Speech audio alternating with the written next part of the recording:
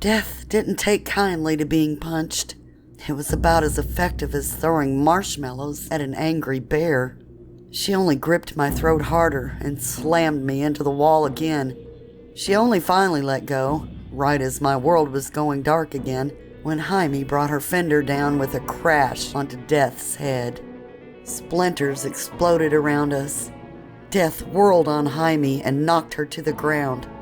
Jackson's chawgram buzzed through the air, and the harpy storm raged strong. I sprawled on the floor, trying to suck in air like a dying fish. My throat burned and the edges of my vision were still dark. Actually, everything was dark. Selena was trying to cloak us all in the pitch black of nightmares.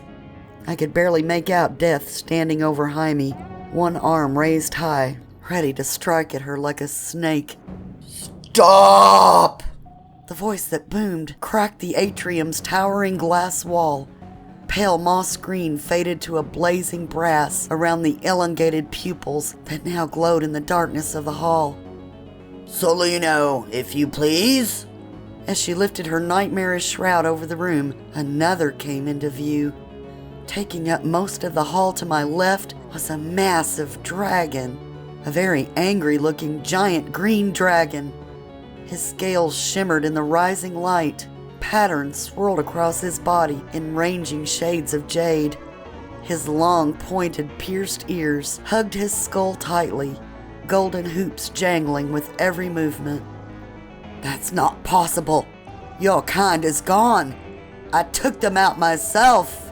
Death was backing away from what I could only assume was James's true form. With every step he took towards her, the building trembled around us and threatened to collapse. He scooped up Jaime's prone form in one massive clawed hand and held her close. "Bringer of order, you forget yourself." James's voice was deep and fathomless. It made me want to curl into a fetal position and cry. It seemed to have the same effect on Death as she backed herself against the wall. "You have always remained neutral, always ensuring the scales stayed balanced. Why do you now wreak havoc and discord?" His long armored tail whipped and thrashed behind him. "Among your siblings, you were the only righteous. Your brothers hide in the shadows, junkies of fear. They crawl the line, the filth of their crimes coating their bellies. You have never dirtied your hands with human-like emotions. Why now?" She stuttered. "He stole from me. He kept reweaving. He kept me prisoner in his unending loop." She took her human form, her suit in tatters, the purple of a bruise forming on her jaw, touching the scarlet of her blushing cheeks. "Did you ever ask why?" Luke coughed from the floor. She glared down at him, blinking her eyes rapidly in confusion. "Why? He was playing at being a god," she spat. James began to laugh, a magnificent belly laugh, pushing out around his ivory tusks. With each laugh he shrunk smaller until his wild-haired, nude, goblin-like form stood before us. He still clutched Jaime to his chest, though now she was almost twice his size. "Is that what you think? That Master Kincade was playing at being a god? All this time?" James wiped at a tear. "Death." Luke stood, his wings vanishing. "Did you really not see?" Charlie appeared before his sister and sighed. "You never listen, do you?" "Why should I? You've grown weak with your love of humans and their feelings." Charlie clamped his hands onto his sister's face, and her eyes rolled to the back of her head. I watched as her knees sagged, and Charlie carefully lowered her to the floor, never removing his hands. "What's going on?" Red whispered. "The fuck I know," Jackson hissed back as they brought me to my feet. Death's hands clamped down on Charlie's wrists, and she pushed him away, the black of her eyes encompassing the whites. She seemed conflicted, stuck between rage and confusion. "Guys!" My throat felt like I'd swallowed a porcupine. My voice was harsh and brittle. "Don't talk, dude. Your throat is fucked." "Thought we'd lost you," Jackson shushed me. Why didn't he come to me? Death was shrieking. She shoved her brother away and jumped to her feet. If this is all because of the infant. She started off down the hall towards Moira. We rushed after her, screaming at her to stop. She whirled on us, flicking her hands and sending us flying. I watched helplessly as Death rushed Charlie and they grappled on the floor. Then, in a strange show of terrifying grace, Death backflipped up off of Charlie and placed her foot on his throat. The words she spoke next sounded like the birth of a son, the crashing and whirling of creation. Charlie went rigid. Before he blinked from existence, he locked eyes with Luke, and a single tear ran down his pleading face. Moira had been hidden in the weapons room. When we finally made it there, hoping we weren't too late, we were met by a strange sight. Moira was sprawled on the floor, just beginning to get up. Rory was laughing hysterically as, what we could only assume was, the horde of elves ran in circles around them, armed to the teeth, all hissing and spitting at Death. Death stood motionless, her eyes wide and her mouth agape. She held Dante in the air, babies spit up running down the front of her torn suit. Dante was giggling and holding his hands out to her. His eyes matched hers, swirling cosmos and darkness. He screeched out in frustration as he reached for her. The lights blew and the walls shook. "Protect the queen! Protect the queen!" The elves chanted and closed in around Moira, heaving the way too big weapons up, making a protective wall of sharp and cursed things. They said he was Nephilim. Death's voice was barely above a whisper. How is it he's Watcha too? You're an ant. Moira's voice was muffled by the elves' chants and the wall they'd erected around her. Please, Death. Luke's voice cracked. Spare my son. He's Charlie's too. She turned slowly. Dante still held at arm's length and offered him to Luke, who quickly grabbed him. Death took Dante's blanket from her shoulder. She gripped it tightly in her hands, looking at it like it contained all the answers. This is the fabric he stole. She gave it a shake and the fabric glittered and rippled. If I take it, I am free of the loop. Then take the damn thing! Red was practically rabid. Babe shone a fierce molten orange in his hands. She nodded her head, but wouldn't meet anyone's gaze. She turned and limped from the room, chewing her cheek. Cronus will come now. Kincade hid Dante, literally within time itself. And then she was gone. Fuck, I croaked out. The others didn't know. We needed to kill Cronus. Who better to ask how to kill a god than Death herself? We could ask Charlie, but what had happened to Charlie? The elves began cheering and danced about Moira, weapons held aloft. What the fuck did I miss? Neil and Sky stood in the door. Neil looked like some sort of demented pirate. His captain's leg was grinding and hissing, and a small burning bird sat upon one of his shoulders. Miramasa slung over the other. The wind went whoosh. Sky waved his arms around, and the ash went poof. And Sky ran willy-nilly trying to gather the ash. Pegleg helped Sky, but this shiny bird liked Pegleg better than Sky. It's piddle-paddle. He pouted and humped before doing his strange hop-skip down the hall, screaming for Pa! It took a week of hard work to repair all the damages from our battle. Neil's phoenix grew rapidly, going from parakeet to parrot-sized in the same time. It refused to leave his side. I had explained what I had seen in my vision to the others, that we had to kill Cronus. Even Luke was stumped as to how to kill a god, especially one as ancient as the god of time himself. Moira was distraught at Charlie's disappearance. Tiny Boss was inconsolable. We needed to kill a god. Charlie was missing. Death wouldn't respond to our calls, and we had no clue when Cronus would come. It wasn't all bad news, though. James had explained the true purpose of the museum, though we had already caught a glimpse of it. It wasn't simply a collection of occult oddities or myths. It was an arsenal. We were preparing for war. The elves followed Moira everywhere. While we were battling with death, Thelxie had told the elves to protect Moira. She had forced them out of hiding, threatening to eat them if they failed. Like Rory, Moira thought the hairless creatures were adorable and told them so. They had been so pleased they had elected her their queen, making blood oaths to protect and serve her. They couldn't have found a better mistress than kind Moira. I don't think it's a good idea to fight Cronus in the middle of the city. Neil tapped his pen on the table we all sat around. The map in the center of the table was covered in markings. Each little red inked circle, star, or dot, each symbolized the different jobs we'd taken for Mr. K. Can you imagine the collateral damage? We don't even know what he'll come at us with. Jackson was chomping at the bit for a fight of this magnitude. So what do we know?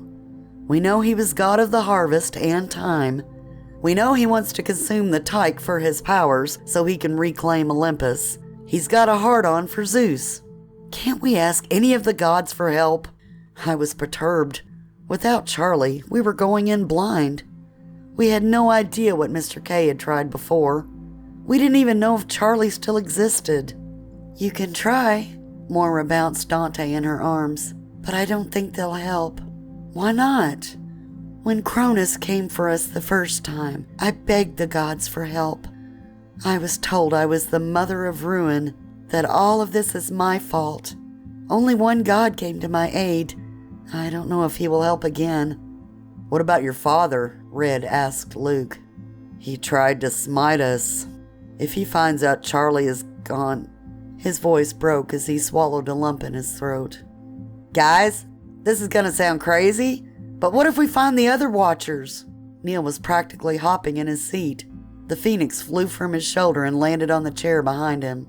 That would be unwise. James had been fairly quiet since his big reveal. We all acknowledged that he was still the James we'd known before, but something primal and very afraid stirred in our bellies now that we knew he was a dragon. Your Charlie was different than his siblings. I didn't know a Watcher like him existed. Mr. Kincade never once mentioned that his Charlie was a Watcher, or I never would have taken his offer. But then, maybe he had a time or two in another life. Aside from himself and death, there are 4 more. They feed off fear. One of them will take you in your sleep. He will terrorize you with macabre visions, making your body into stone, so you can only watch as he shows you your deepest fears. One possesses bodies and forms cults. The last rampages and slaughters your kind slowly and often. Your missing persons? Those are 75% his doings. You should have met him before, Moira snorted. James raised his bushy brows at her. He wasn't always kind. Rory did that. Dante fussed in her arms and with a sound that resembled a bubble popping, disappeared. We were all on our feet in an instant, Moira screaming out his name. We searched for hours. Even the others helped. The elves wailed that they had failed the queen and threatened to disembowel themselves. Nixie played with Rory in the moonpool room under the watchful eye of Thelxie, distracting him from the horrible day. I was standing before the closet of shadows. Glowing eyes peered out at me. We heard the plan. The eyes bobbed up and down, like the head holding them was nodding. We'd like to help. More eyes appeared in the darkness. The Watcher is gone. We have searched. We only found the others. My body involuntarily shivered. The others? The ones that have kicked us from our domain. We live in shadows, under beds, in closets. The others have taken our homes. Come, we'll show you. A skeletal hand reached out from the shadows, gray mottled skin clinging to the slender, disfigured fingers, each ended with a cracked, bloody, jaundiced nail. As I reached for the offered hand, the boogie smiled wickedly. Wretched stained teeth gleaming out at me, too many for a single mouth. Before I could snatch my hand back, it wrapped its disgusting fingers around my wrist and pulled me into the shadows. I heard the voices of crying children screaming for their parents, the labored breathing and thrashing about of someone having a night terror, the thumping and clashing of flesh on flesh locked in some carnal battle, whimpers as someone cried out weakly for help. A vertical slash of soft light appeared, and the boogie tightened its grip on my wrist. Shh. It led me to the door, and we peeked out. The room was a deep teal blue. A small form laid petrified in a bed, nearly lost in a sea of creamy white blankets and comforters. Crouched on the wall above the form was a hideous woman. Long, filthy hair hung down and draped across the prone body's face, framing two frightened gray eyes. The nasty creature reached a gnarled finger down and drew its sharp nail across the scared girl's face. A bead of blood rose along the cut and dripped down her cheek, staining the tears that fell from her eyes. Her body heaved as she struggled to take in quaking breaths. The ghastly being on the wall licked the blood from its finger and leaned down, raking a foot-long forked tongue across the wound. Now see the truth. The boogie placed its leathery hand across my eyes, separating the middle and ring fingers so that I could peek out. Sitting on the end of the girl's bed was a haggard-looking man. Deep circles and dark bags circled hollow eyes. If the man had ever smiled, there was no evidence of it on his smooth, stark white skin. His eyes seemed to be rolled up into the back of his head, and his mouth hung slack, a bit of drool dribbling down his lips. He had one hand wrapped around the girl's ankle. The cut across her face was gone. There was no woman crouched on the wall above her bed. As I watched, one of her toes wiggled. The man snapped to attention and watched as more toes began to move frantically back and forth. He slid from the bed and onto the floor before releasing her. She bolted upright with a choked scream. He melted into the shadows beneath her bed. She frantically grabbed at her face, feeling for the cut or foul saliva. When she found neither, she pulled her knees to her chest and sobbed. The boogie pulled me back, and the moonlight of the room and soft crying of the girl slowly disappeared. That was a watcher. He stole my nightmare. Another voice hissed in my head. The boogie released me. There was a bit of hissing and sounds of a scuffle before he gripped my wrist again. We can trap him in here if we open the door. The door was open, though. No, not that door. The door to the underneath. We must act soon, though, while his appetite is satiated. I found myself before the closet of shadows again, the boogie's hand slowly retreating into the darkness. God fucking damn it! Red was shouting. Where did you fucking come from? I almost killed you. You were almost dead just then. I turned to find him brandishing Babe at me. We've got to find the others, now! I started to run from the room and suddenly remembered why I had been there to begin with. I skidded to a halt. Dante? We found him. Or rather, he just poofed back to Moira. We were looking for something like a magical leash so he couldn't do it again. How long have I been gone? Didn't know you were gone. Thanks, asshole. Red just grinned at me. After I quickly explained that I could get us a watcher, but we had to do it right this freaking second, things moved quickly. Do you have some anointing oils? Moira had strapped Dante to her back. Anointing oils? Asked James. I remember some of the markings that kept Charlie trapped. I also remember a recipe for binding oil my uncle once gave me. Charlie had been trapped? What had trapped a watcher? Or who? James handed Moira a quill made from one of Pegasus's pin feathers and a small marble cup filled with a thick, chalky goo. Your uncle's recipe, my dear. Mr. Kincade learned it from you once upon a time. Moira smiled at James and took the quill and ink. She sat before the door to the closet of shadows. Here? She scooted to her right. Here? Okay. She drew a large square, then a second, turning the second so that its corners were between the corners of the first. Using the corners as a guide, she drew an 8-pointed star. Around the star, she drew a circle. Moira's lips moved as though she was quietly chanting to herself. Encompassing the circle, she wrote strange runes and drew more bizarre shapes. Then, in the very center of her star, she drew one large symbol. I knew that symbol. We all knew that symbol. Red, Neil, Jackson, and myself all traced the outline of the matching rune that was tattooed over our hearts. Mr. K had insisted. Moira stepped back, dusting off her knees. How's that? She smiled. Thank you. Within seconds, the doorway to the closet bowed and warped.